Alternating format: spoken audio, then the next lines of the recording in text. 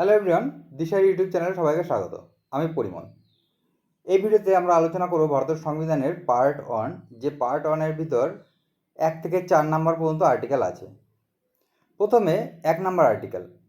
1 number আর্টিকেলে কি বলা আছে?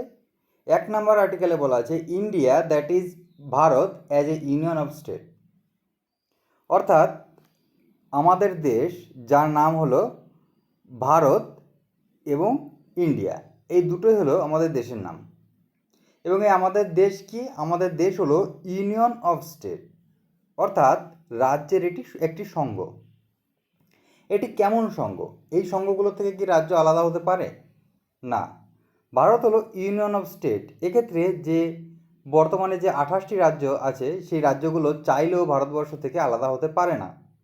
এগুলি হলো, ভারতবর্ষ হলো ইউনিয়ন অফ স্টেট। যেমন ইউএসএ হলো ফেডারেল সিস্টেম আছে। ওক্ষেত্রে একাধিক রাজ্য নিয়ে গঠিত হয়েছে ইউনাইটেড স্টেট অফ আমেরিকা। ওই রাজ্যগুলো চাইলে আমেরিকা থেকে পৃথক হয়ে যেতে পারে, কিন্তু ভারতবর্ষের ক্ষেত্রে এটি প্রযোজ্য নয়।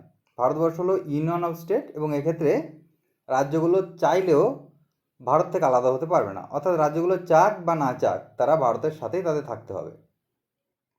এক্ষেত্রে আম্বেদকর বলেছেন, ডক্টর বি.আর. আম্বেদকর, তিনি বলেছেন ভারত হলো বিনাশী রাজ্যের অবিনাশী সংঘ। অর্থাৎ তিনি রাজ্যগুলোকে বিনাশী বলেছেন, কিন্তু আমাদের দেশটাকে বলেছেন একটি রাজ্যগুলোর দ্বারা গঠিত একটি অবিনাশী সংঘ। রাজ্যগুলো বিনাশী কী করে?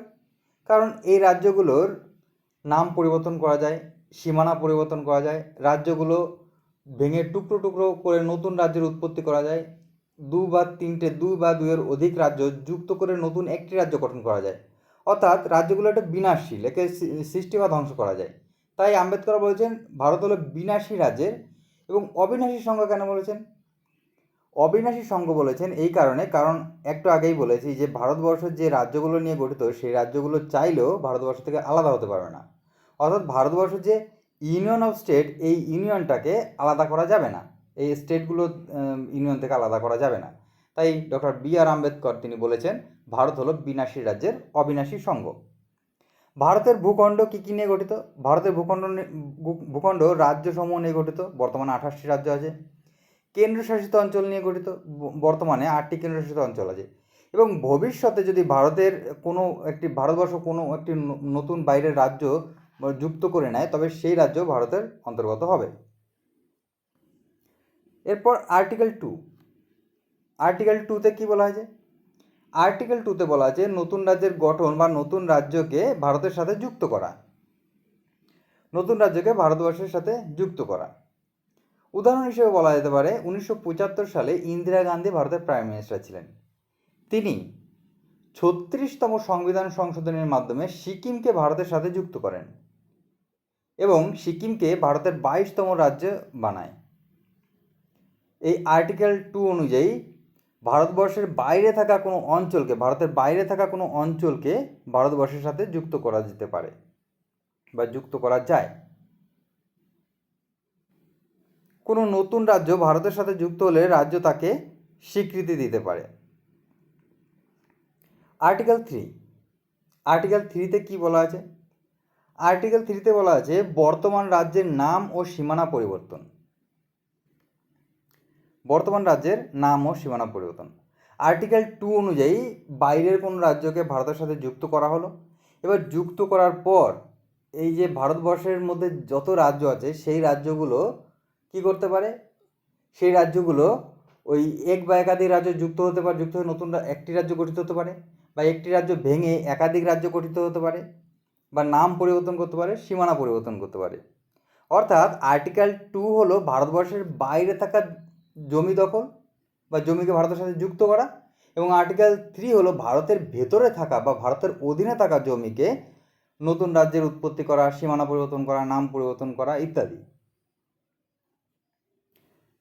যেমন 2014 সালে অন্ধ্রপ্রদেশ থেকে তেলেঙ্গানা রাজ্য গঠিত হয়। এটি আর্টিকেল 3 অনুযায়ী হয়। এই অন্ধ্রপ্রদেশ ভেঙে তেলেঙ্গানা এবং অন্ধ্রপ্রদেশ দুটি রাজ্য পেবে। যেমন মধ্যপ্রদেশ ভেঙে ছত্তিশগড় নামে নতুন রাজ্য উৎপত্তি হয়েছিল। এগুলি সবই আর্টিকেল 3 অনুযায়ী করা হয়েছে। সংসদ আইন করতে হবে, এক্ষেত্রে আইন করে নতুন রাজ্য গঠন করতে পারে, কোনো রাজ্যের সীমানা পরিবর্তন করতে পারে, কোনো রাজ্যের এলাকা বাড়াতে বা কমাতে পারে, কোনো রাজ্যের নাম পরিবর্তন করতে পারে। এগুলি আর্টিকেল 3 অনুযায়ী করা হয়। এরপর আর্টিকেল 4। আর্টিকেল 4-এ কী আছে? আর্টিকেল 4-এ বলা আছে যে আর্টিকেল 2 এবং 3 অনুযায়ী যে ভারতের বাইরের অংশকে ভারতের সাথে যুক্ত করা এবং ভারতের ভেতরে থাকা রাজ্যের নাম, সীমানা পরিবর্তন, নতুন রাজ্যের উৎপত্তি, এগুলি করার জন্য যে সংবিধানের সংশোধন প্রয়োজন, সেই সংশোধন আর্টিকেল 4 অনুযায়ী করা হয়। আর্টিকেল 4 অনুযায়ী করা হয়। কারণ আর্টিকেল অ্যাকচুয়ালি ভারতের সংবিধান সংশোধন করা হয় আর্টিকেল 368 অনুযায়ী। এই 368 নেওয়া হয়েছে দক্ষিণ আফ্রিকা থেকে। কিন্তু এই 368 অনুযায়ী যদি ভারতের এই 2 ও 3 যে সংবিধান সংশোধনের প্রয়োজন তা যদি করা হয়, তা হবে একটি লেন্দি প্রসেস। অর্থাৎ এক্ষেত্রে প্রথমে লোকসভায় 2/3 মেজরিটি দ্বারা পাস করতে হবে, তারপর রাজ্যসভায় পাস করতে হবে, তারপর আবার অর্ধেকের বেশি রাজ্যের অনুমতি প্রয়োজন হবে। অর্থাৎ অনেক দীর্ঘ প্রসেস। কিন্তু কোনো একটি রাজ্যকে, ভারতের বাইরে থাকা কোনো একটি রাজ্যকে ভারতের সাথে যুক্ত করা এবং ভারতের নাম ও সীমানা পরিবর্তন, এগুলি খুব দ্রুত করা প্রয়োজন, না হলে সিচুয়েশন পরিবর্তন হয়ে যেতে পারে। তাই এগুলো যাতে লেন্দি প্রসেসের মাধ্যমে না গিয়ে সংক্ষেপে যেন করা যায়, তার জন্য এই আর্টিকেল 2 এবং 3 যে সংশোধন, তাকে 368-এর ভেতর না রেখে আর্টিকেল 4-এর ভিতর রাখা হয়েছে। আর্টিকেল 4-এর ভিতর রাখা হয়েছে। এই যে 1 থেকে 4 নাম্বার আর্টিকেল, অর্থাৎ 4টে আর্টিকেল, এগুলি মনে রাখার খুব সহজভাবে কীভাবে মনে রাখা যাবে? মনে রাখতে হবে 1 নাম্বার আর্টিকেল আছে ভারতের নাম ও ভূখণ্ড নিয়ে। 2 নাম্বার আর্টিকেল বলা হয়েছে নতুন রাজ্য গ্রহণ, অর্থাৎ ভারতের বাইরে থাকা নতুন রাজ্য গ্রহণ। 3 নাম্বার আর্টিকেলে বলা হয়েছে ভারতের নাম ও সীমানা পরিবর্তন।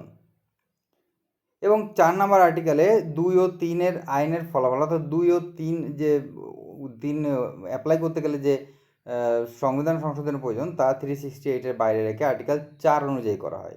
এটি হয়েছে আর্টিকেল 4-এ। আমাদের আজকের ভিডিওটা কেমন লাগলো কমেন্ট করে জানাও। যদি ভালো লাগে ভিডিওটিকে লাইক, কমেন্ট এবং শেয়ার করো এবং চ্যানেলটিকে সাবস্ক্রাইব করো। Thank you.